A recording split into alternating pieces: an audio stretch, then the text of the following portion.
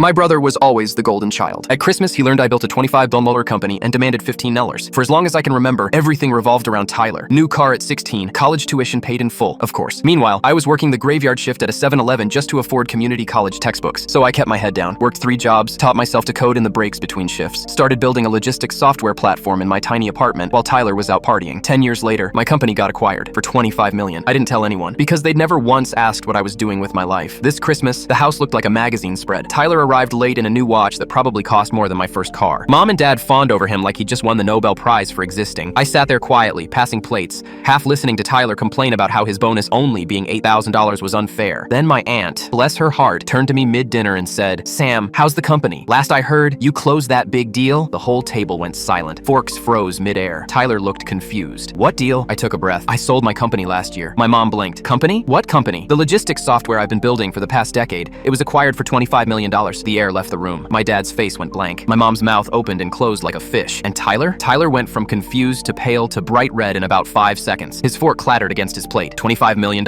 He stammered. "Yeah." Tyler started shaking his head, laughing this weird, broken laugh. Then his voice cracked. "That's not fair.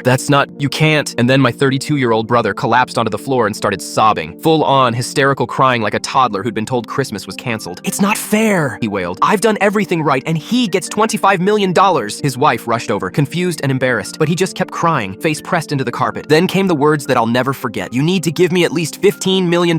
I deserve it. I deserve it." I just stared. My brother, a grown man, was on the floor demanding my money. Before I could respond, my mom slammed her hands on the table and screamed, "You stole his future! You robbed your brother of what should have been his!" My dad muttered, "How could you keep this from us?" I sat there watching the chaos unfold, Tyler begging through tears. My mom pointing at me like I'd committed treason. My aunt trying to calm everyone down. "You owe this to your family," Mom hissed. "Tyler inspired you to work hard. Without him, you'd have nothing." I almost laughed. Tyler inspired me? The same Tyler who never worked nights, never struggled, never went hungry? Was it fair when you paid his rent while I ate ramen for months? I said quietly. Was it fair when you bought him a house and told me to be responsible? Was it fair when you erased his debts but let me drown? Tyler slammed his fist on the table. "I'm not asking for all of it, just $15 million.